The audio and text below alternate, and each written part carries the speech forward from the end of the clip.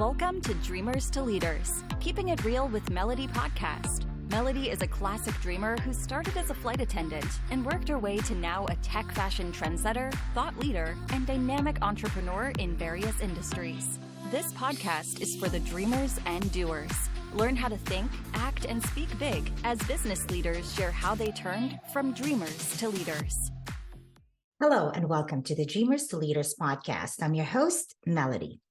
Our guest today is a quantum healer and a life mastery coach. She's also a survivor of the terrorist attack in 2013 at the Boston Marathon finish line. She built a multi-million-dollar company and is the creator of a trademark Truth Seeker's Journey, which basically customizes a path for one to accelerate their finding of their unique truth. Ladies and gentlemen, please help me welcome Cari Kenzie.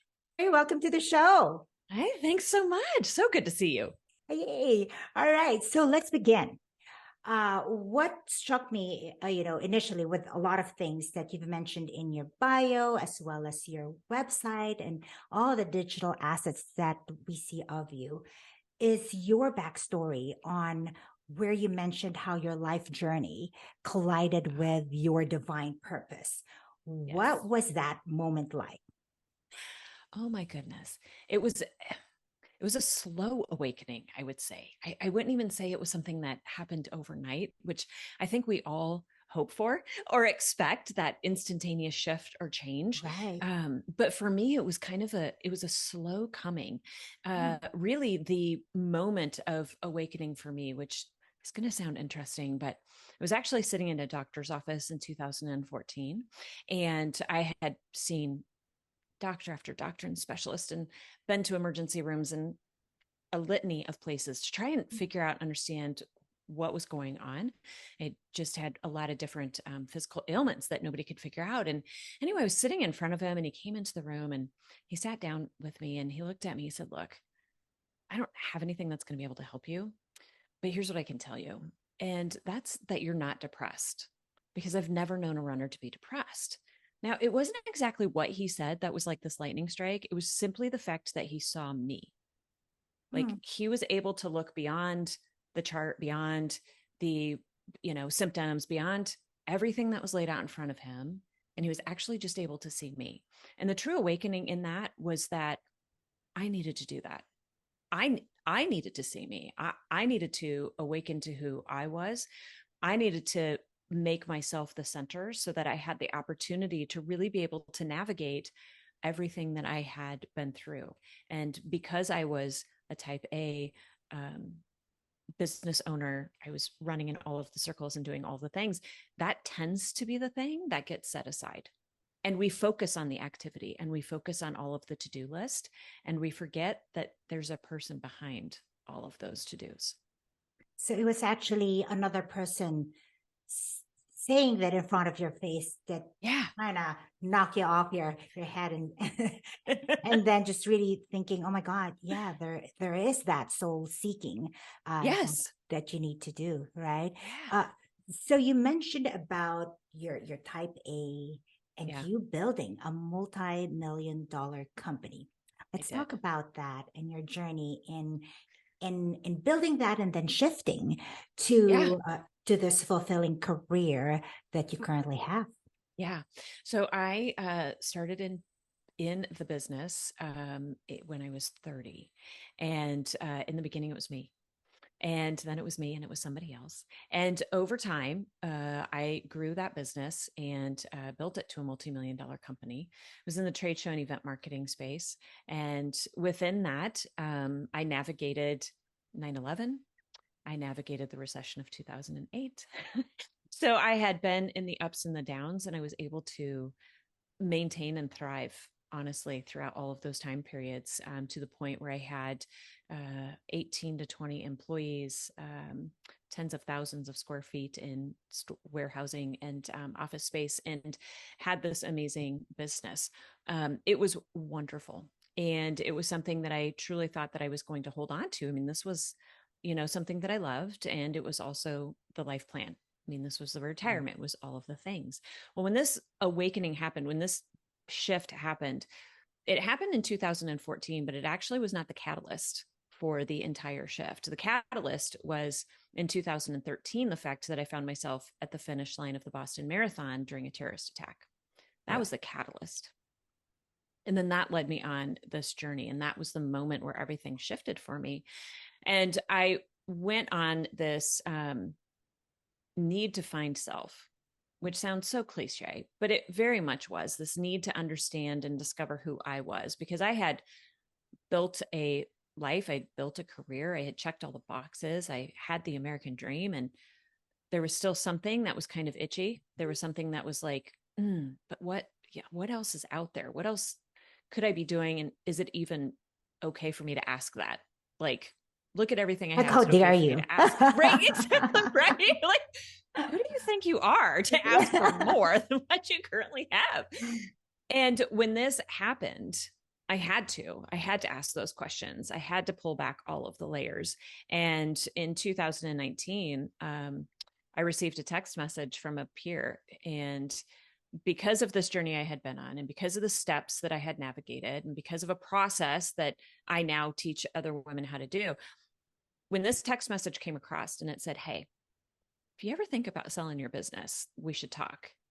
And I immediately texted back without hesitation. And I said, "Caught me on a good day." Wow. And 45 days later, that business was sold. Now, anybody who's navigated through selling a business knows that that is just insanity to think that that happened in 45 days. Right. I was also in Mexico for 30 of those days, but it is because I had navigated through and I had defined this process that allowed me to be able to sit in that moment so clear and so in tune with myself and my intuition, that gut response, that I just knew that this was what needed to happen.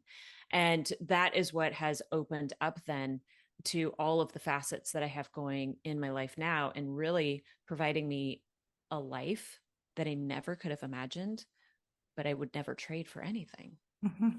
You know, Cari, they say that we are really a spiritual being in a physical body, right? Have you heard of that?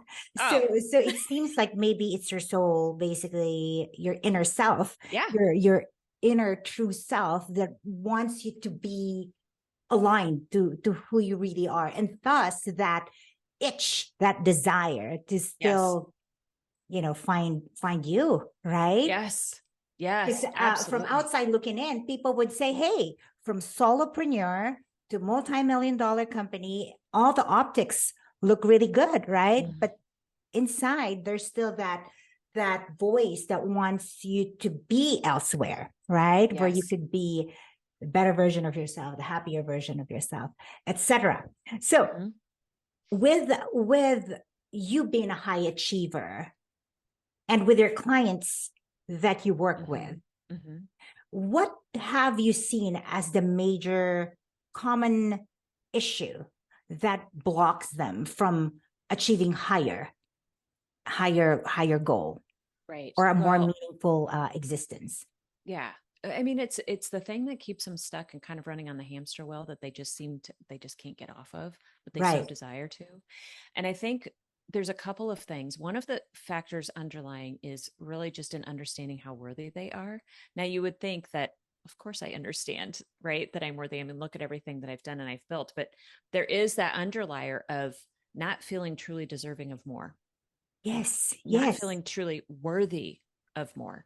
And that will absolutely get in the way 100%. Now, where that comes from is it's going to come from experiences that we have had that have maybe taken our worth and slimmed it down a little bit, just kind of put you in your place, so to speak. I know we've had those experiences where it feels like I was just kind of put in my place.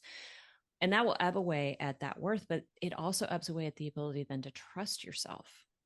Right. And so when we don't trust ourselves and we don't feel like we're worthy, then we don't allow ourselves to have experiences, and we deny ourselves the fact that we are this spiritual soul being that is navigating in a physical world. And we just start navigating everything physically. You know, it is so true with regards to that. And sometimes it's hard to really see the the validity or the truth in it, that people really can't find their truth, especially like here in Hollywood, here in Los Angeles. You see it a lot and you hear it a lot, and it's written all over how this Hollywood person suddenly took his own life, or now is into this, into that. And what they say is they truly cannot see themselves as worthy. How do you help people find their worth?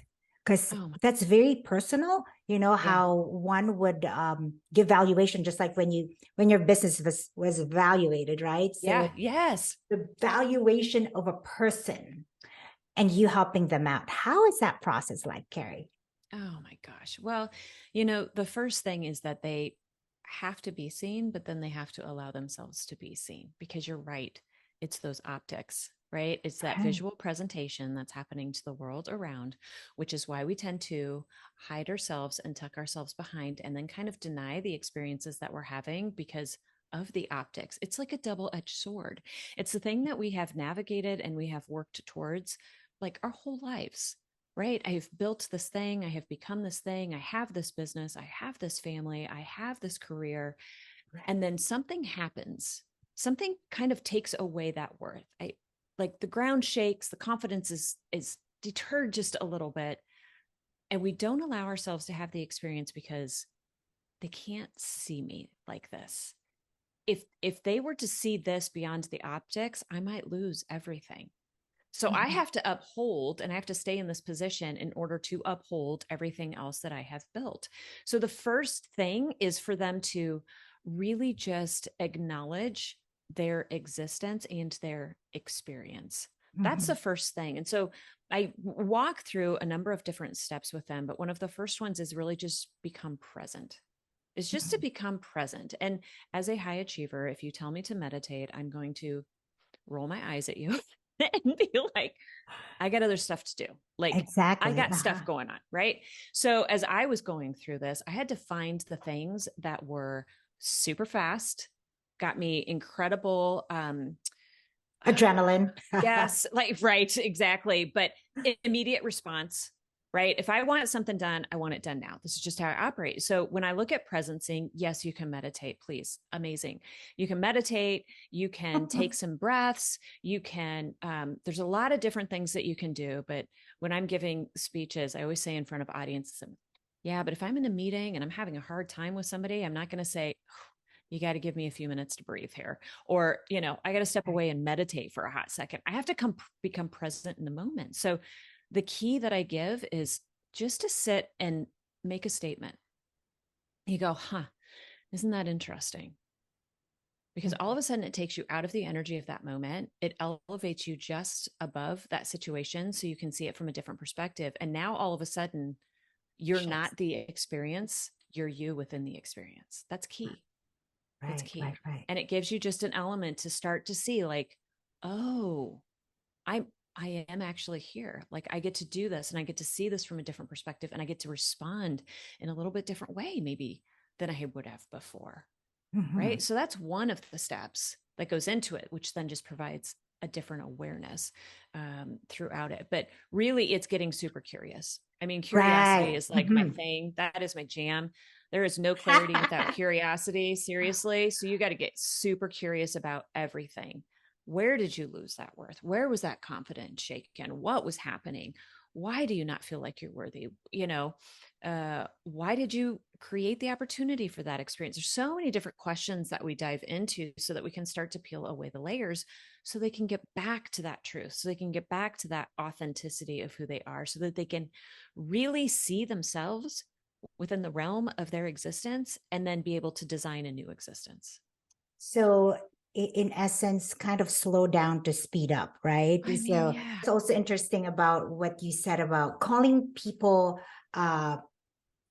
with whatever shit that they have, right? So whatever excuses, trauma, and self-sabotaging, things that actually are holding them back. How do you help them peel those layers? The past traumas and things that are actually, are hurdles for them that they're having really difficulty in breaking free Yeah. and elevating their game. Yeah. Here's the thing. Nobody wants to be, I mean, people don't want to be seen, and then they want to be seen all at the same time. They're like Right. so afraid of somebody actually seeing me, but deep down, they're like, God, if somebody could just come along and show me, Right. right? Show me, tell me what's going on. So I have a way of being able to see the patterns that people have created, and I have a way of telling them the pattern that they've created. And it is kind of calling people on their shit. Well, we have a way of deceiving ourselves. We have a way of justifying everything that we do and justifying the experience we have. And sometimes it takes somebody else to come along and go, I love that. I totally see you in that. But how about this? And then to be able to call out that pattern, and all of a sudden they go, wait, what? What? And I go, yeah, like, let's get curious about that. You got to have a little play with it at the same time, Right. right? We take ourselves too dang seriously. We take everything too dang seriously. So let's play with it a little bit at the same time. But allow yourself to be seen. Allow somebody that you trust, right? That's a key thing. Like, find somebody who can help advocate, but find somebody who's going to be able to see you in a way that calls out the stuff that you simply can't see. It's that blind spot limitation. So that is one of your superpowers, Cari, Yeah. being able to call people on their shit, right? So It that would be the so shit is. radar. Yeah. That's a talent, to be able Yeah. to see patterns, trends, Yes. and then putting it all together to, help people maybe provide some clarity and to help them see really what they're emitting and putting out there, that they, really, even if you look at yourself in the mirror, sometimes you need someone to really tell you, hey, there's still that spinach in between your teeth. That is so true. And I love the fact that you said what you're emitting out there, because we communicate through our energy. Yes, We communicate through our energy, right? I mean, we think it's the words we say, and it is. And we think it's the things that we do, and it is.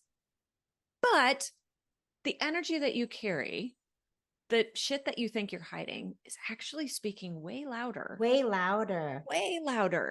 than everything else is. And so when you find yourself in a situation, you're like, I do not understand why they responded that way. I don't understand why this is happening. I didn't say that. I didn't do that. But what's the energy doing? Like, what else is being communicated? And that's the stuff that somebody needs to see. Exactly. And you know what? It's so true. It is so true. A person walks in a room, right? Suddenly it's either people are quiet because they're in awe, or they're like, oh my God, this person is heavy. You know what I mean? Or dark or something. It is. And for kids, even for pets, they really can. There's a lot of that sensing of energy from people, or for whatever matter that's out there. So Cari, if there's one thing that you think one can do to maybe raise their level, or to really have the biggest impact in their life, what is that one thing that you have identified? It's got to be the curiosity. There's all the steps that I have as part of my process, but the curiosity is the key thing. And curiosity is different than questioning. Curiosity isn't asking why this happened to me. Curiosity is asking more like, why did I create the opportunity for? Curiosity is not looking at the experience that's happening around you. It's actually looking at you within it and asking the deep dive question there, in order to be able to peel it away and to understand it, because that's the only way you're going to be able to find clarity. I mean, when people have those moments, or like, ooh, I just had the most brilliant idea, it's because they were clear. It's because they didn't have the clutter. It's because they were really present in a moment. How can you have more of that? We have to pull away the debris. We've got to pull away all of the things that are layered on it. So we got to get curious about it in order to be able to see it and understand it. So that is absolutely 1,000% the thing that people can do. Yeah, I agree. As a matter of fact, it helps you with elevating your game, better version of yourself. And that reminds me of an article, my very first article, with Forbes, about sparking the innovation, something like that, something with the innovation topic. And that's number one, to be open and curious about things and question things, right? And Yes. how you can then make some changes, Yeah. evolve, and innovate. Yeah. Yeah. Absolutely. Absolutely. I am curious, Cari, on the quantum healer Yeah. part of what you do. Yeah. What is that? To understand the quantum realm, or what quantum healing is, it really kind of takes everything and places it in a bucket of energy or vibration, meaning that we have traditionally always looked at things from a physical level, like as matter. So if my body's broken, I need to fix my body. You kind of treat it like a car, right? So if I Right. have something that's happening in my leg, I go to the doctor and I figure out what's happening with my leg and I fix it there. What quantum healing really does, or understanding of quantum physics, is to understand that consciousness, our belief systems, are really the source. And that is where ultimate healing happens. So if we have and actually that's only where the trueness of healing can happen, is like finding that source, but finding that source from a consciousness level, as opposed to like the part in the car. Um, so when I'm working with somebody, what I'm doing is I'm looking at everything from an energetic level.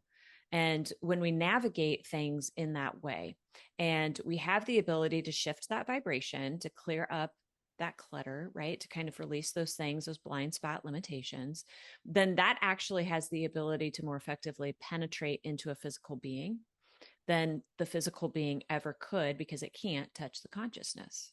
Mhm. So when I look at healing, I look at every element of healing from a consciousness standpoint, from a subconscious level, and then understanding how all of that energy taps into the DNA and can actually shift the DNA. So when we're healing self, but we're also healing the collective, and then we're healing generationally at the same time. Mhm.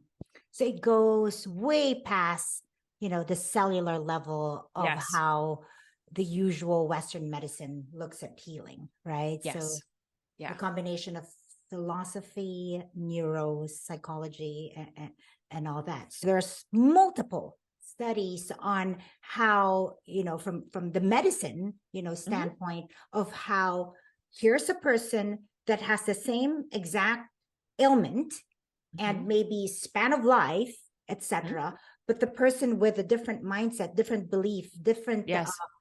want, desire to um, to be better is the one that actually gets better. Yes. No, Right? absolutely. Yeah. There's so many studies around that. And actually what we're seeing is that there's a lot more openness Right. to the understanding of, quantum physics and quantum mechanics, and how the energy has the ability to be able to shift and change. I mean, I've witnessed personally a number of things that have the opportunity to heal. But the amazing thing about it is, we don't look at symptom. So even when I'm working with leaders or business owners, or, anybody within my realm, when I'm working with them, the thing is, an experience you're having, a symptom you're having, are all the same thing. It's a symptom. So we find the symptoms, and then we go, okay, we get super curious so that we can go back and find the source of it. And the source of it is not the experience that you're having. The source of it is going to be from a past emotion, past feeling that has been planted within you, that has just kind of been maybe peaked in that moment, triggered in that Mhm. moment. So we get curious and we go back to find the source. Then not only does it take care of that symptom, it takes care of 75 other symptoms, Right. right? It has the ability to be able to heal holistically, as opposed to, I'm going to fix that situation right there. So you fix that situation, now you get 74 others that need to be addressed. Or let's make sure, let's take something because my nose is running, but now I'm coughing, right? So we don't go at it from one thing to the next. We go at it holistically, and then are able to heal it Mhm. from that level. So for your clients out there, Yeah. or those who want to seek your help, Yeah. right, in reclaiming and remastering maybe their health, Yeah. or for a better um, holistic approach Yeah. to further their well-being.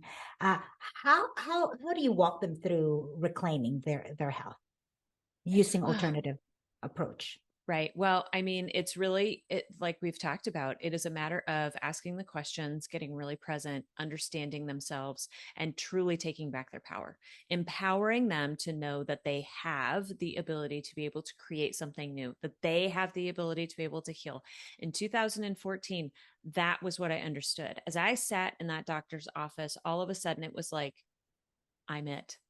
I'm the one who has to heal me. I'm the only one who's going to be able to navigate this journey. I'm the one who has to see me. I'm the one who has to understand me. When Mhm. you get to that point, when somebody helps you to be able to understand that, you're unstoppable. Mhm. Because when you realize I'm the one who gets to create, then you have the opportunity to create whatever it is that you desire to create. But Mhm. it's a matter of finding that place, understanding that worthiness. And so pulling away, getting rid of some of the stuff that we've been carrying, releasing those blind spots so that they can have more clarity and see a little bit, see a little bit more clearly what's in front of them. So Yeah. clarity is such an elusive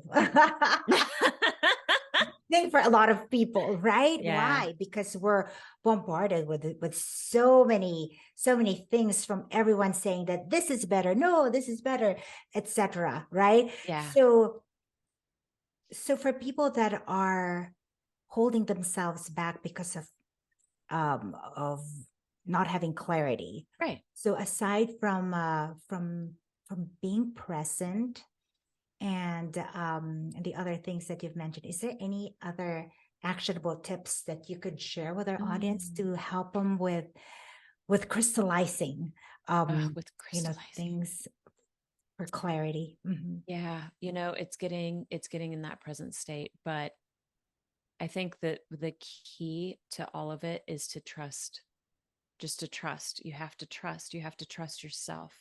You have to trust those thoughts that come to you. So the next time you sit in a moment and there's silence and you have something that kind of pops in your mind and you think, ooh, okay, that's kind of cool. Act on it. Do something about it. Don't Mhm. ignore it. Don't deny it. Because the more you do that, the more clutter that comes in. Mhm. So when you hear that or feel that intuition, take a step towards it, allow it, follow it, and then it will continue to come and you'll continue to have that clarity open up to you. Right. Yeah. What's so interesting, just like maybe that moment where when someone called you and say, hey, do you want to sell your business? Yeah. Somehow I believe that somehow you called that, Yeah. somewhere in your energy wanted change, right? Sure. And you call that person who was in the same vibration, therefore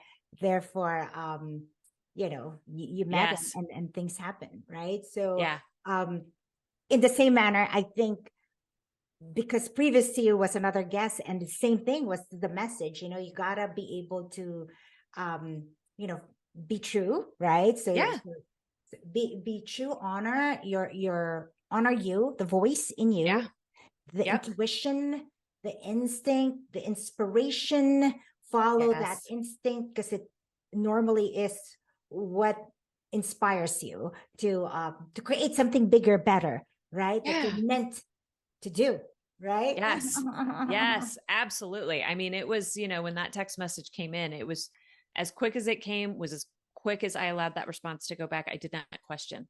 I maybe questioned after. Of course, you're going to have that like, who is this the right thing? Then I sit in presence and then I get really curious about it. But I follow that instantaneous step. And it was like, yep, caught me on a good day.